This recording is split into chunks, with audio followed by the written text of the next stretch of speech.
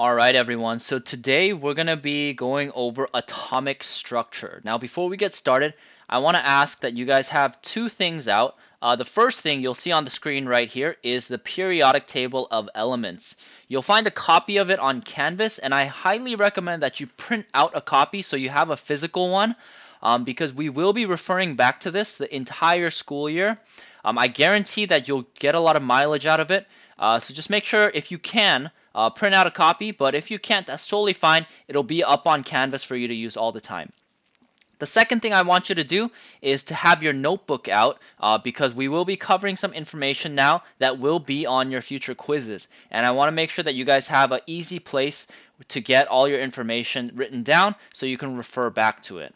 Okay, also, while we're going through this video lecture, I highly recommend that you do the problems with me. I find that the students who do well in the class are the ones that work out the problems with me as they go through the lectures. Okay, let's be honest. None of us really get much out of videos if we're just sitting there looking at the screen. It always helps to write the problems down, to take notes, to try things out with the person going over the information on the video. So I highly recommend that you do the problems that we do up here in the video lecture with me as we go through the lecture. Okay? All right. So with that being said, let's jump right into it. So today we're going to be talking about something called atomic structure. Now, what is atomic structure? So it's basically a fancy way of saying what an atom looks like. Okay, so an atomic structure is what an atom looks like. Okay, so we're going to be talking about what these atoms look like on the inside because that'll help us get a better understanding of how they operate. Okay, we talked about how in the last video how atoms are super duper small, that there are a billion trillion of them in a single drop of water. Okay, but thanks to the work of a lot of chemists, we are actually able to now identify what an atom looks like deep down, even though they're super small. And what we found is that atoms are made of 3 subatomic particles. Now that word subatomic sounds kind of fancy, but let's just break it down. The word sub, what does that mean? That word sub means under, right? Like submarine is a ship that goes underwater. So if it's subatomic, we have these atoms that are, or these particles that are under the atom. Basically, it's smaller than an atom. Okay, so subatomic particles are the things that make up atoms. So atoms are made out of 3 particles. The first is called protons, and they have a positive charge.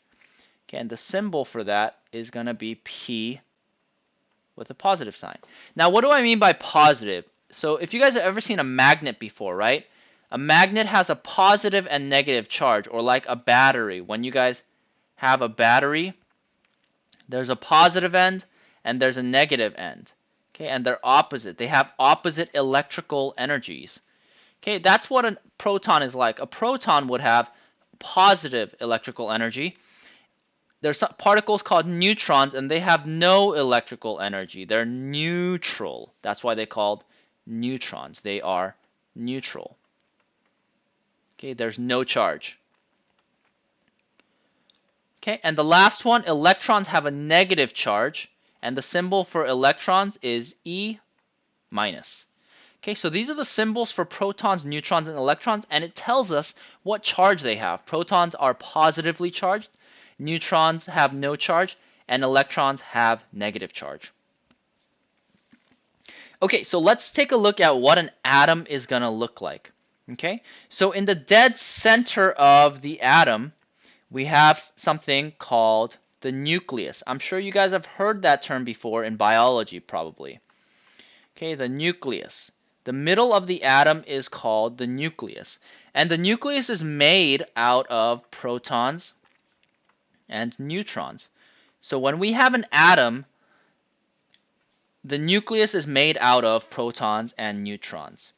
Okay, so you might be asking, where are the electrons? Okay, the electrons, they like to hang out outside and away from the nucleus. And what they do is they fly around the nucleus. So the electrons, they fly around the nucleus. Some of them are far away, Some of them are closer. Some of them might be in between.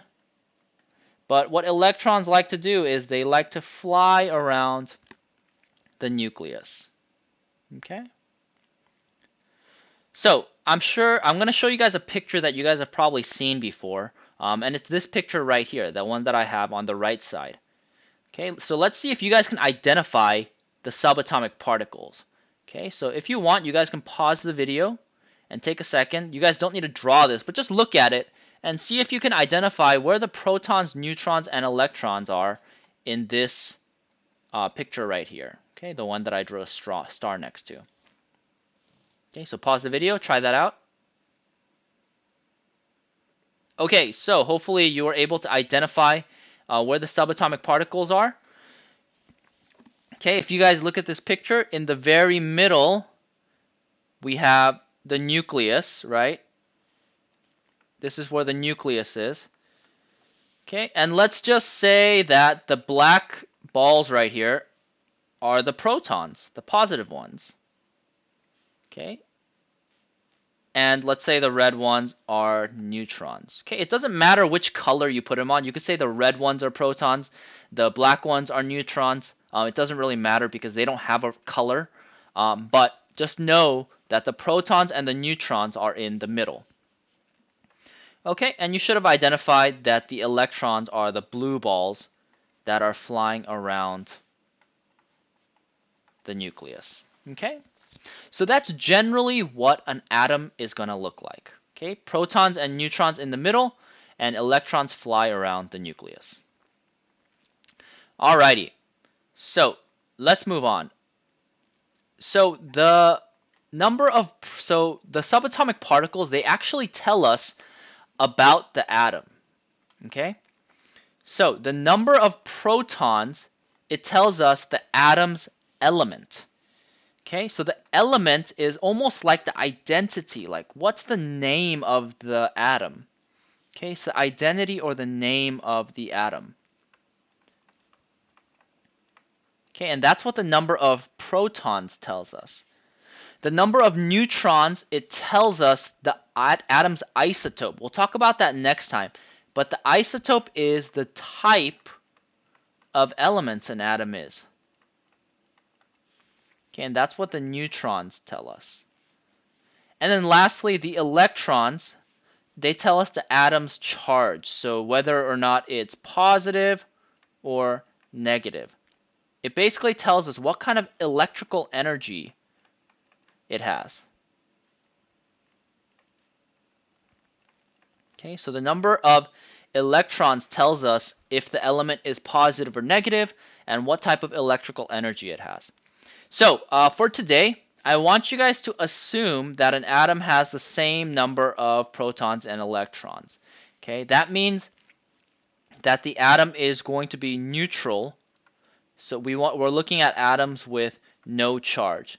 Okay, later on we'll look at atoms that do have a charge, and then we'll have different numbers of protons and electrons. But for today, let's assume they have the same protons and electrons. Okay?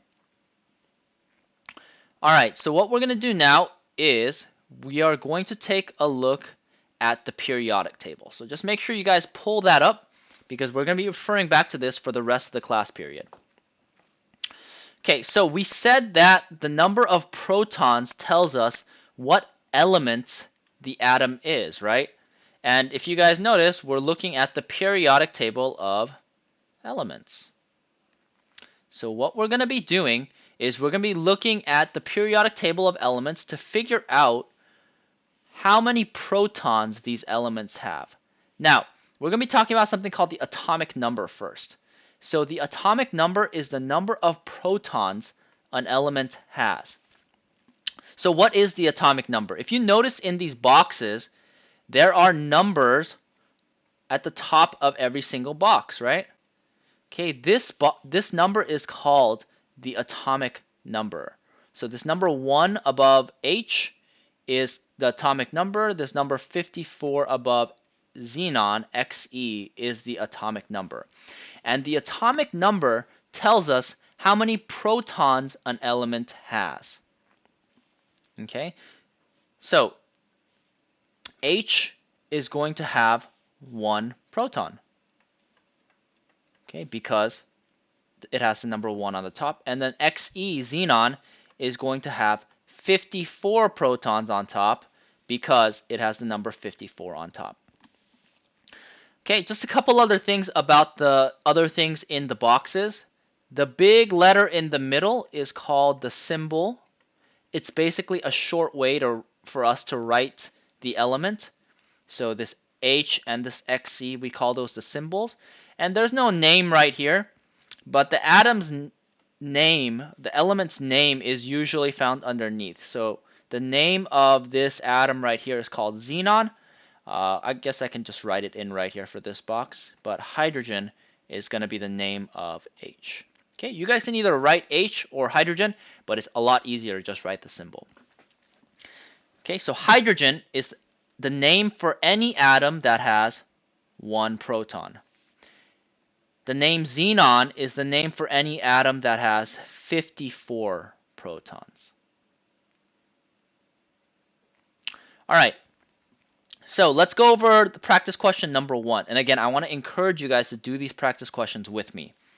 So what element has 14 protons? So what we're going to do is we're going to look for the element with the atomic number 14. 14 on top of its box.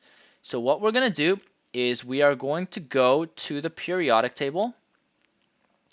And then let's just look for the atom that has the number 14 on top. So I'm going to zoom in just a little bit, and we're going to look for the number 14.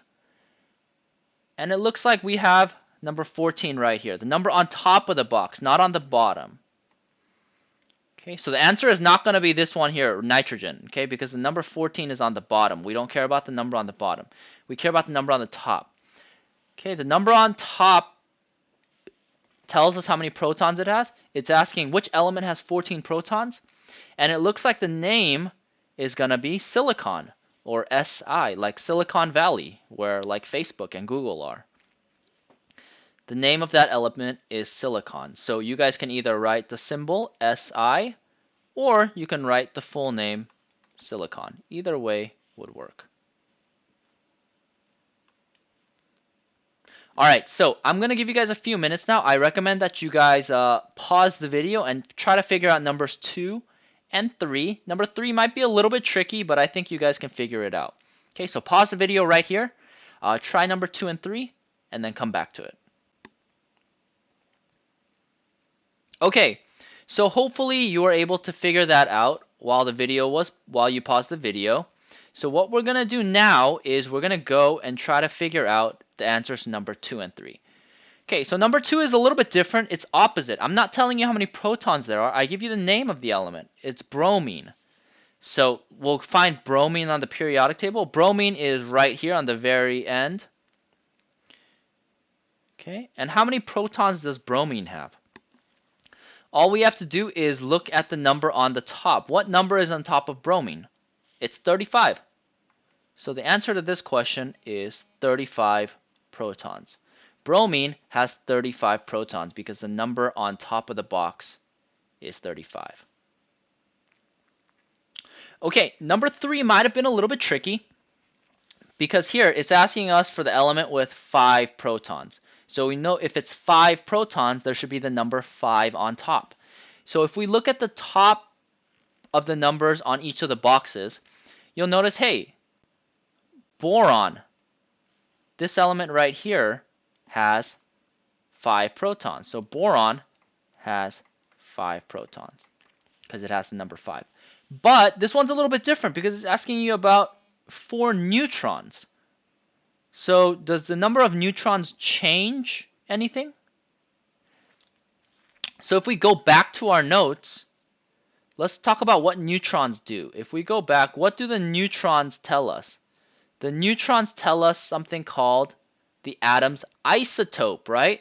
Are we talking about isotopes right now? No, we're not. We're only talking about the element. So this was kind of a trick question because we're not going to be looking at isotopes. Instead, we're only looking at protons. Oops, I'm like stuck. There we go. Sorry about that, guys. So since we have 5 protons and we have 4 neutrons, again, the neutrons only tells us about the isotope. We're not looking at the isotope, we're only looking at the element. So all we need to do is look at the number on top of the box. Since it's 5, our answer is just going to be boron. Okay, I've just put there to show you guys that it doesn't matter how many neutrons there are. The only thing that matters to tell us the name of the element is the number of protons. Okay. So this just kind of summarizes that. An element, it must have the same number of protons, but it can have a different number of neutrons. So what that means is that in our example, boron, it can have 5 protons and 4 neutrons. Okay? It could have 5 protons and it could have 1,000 neutrons. It doesn't matter how many neutrons there are. As long as there's 5 protons, it's always going to be boron. But if you change it to 6 protons, if you change the number of protons, the element is going to change. So now we go from 5 and now we have 6. If there's 6, it's not boron anymore, it's going to be carbon. Okay, so just make sure you keep that in mind.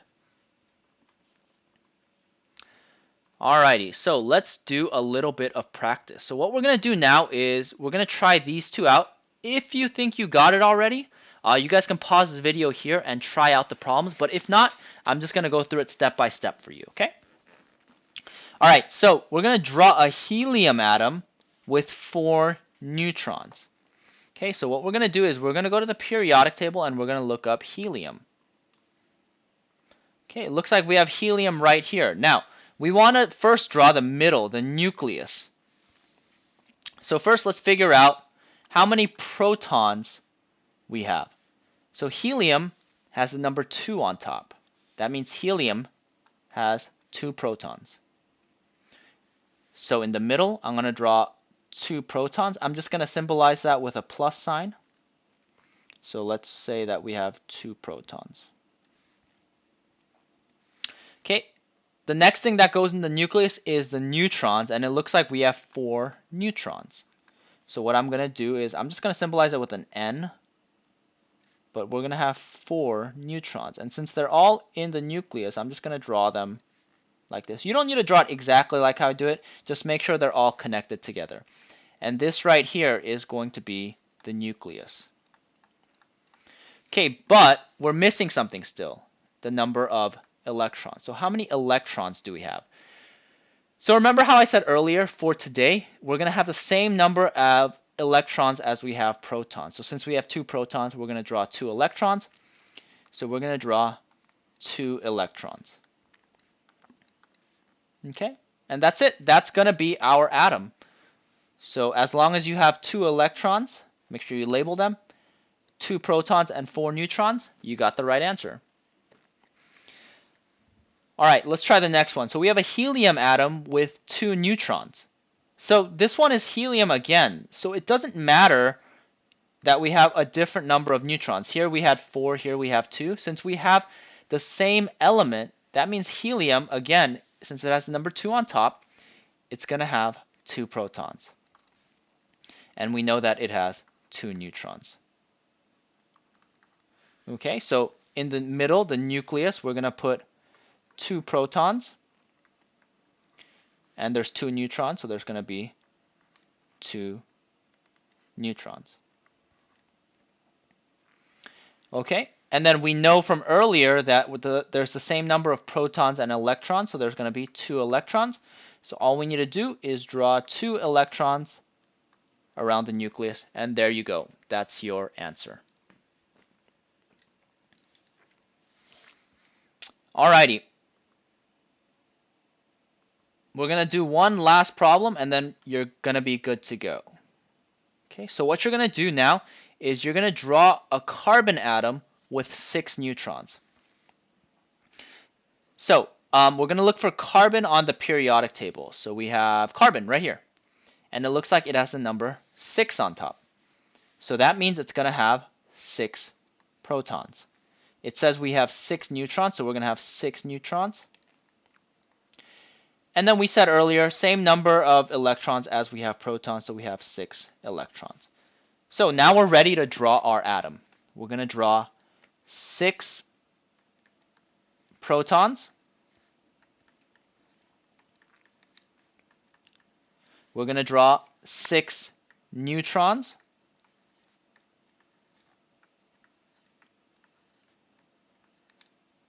And then we're going to draw 6 electrons around it.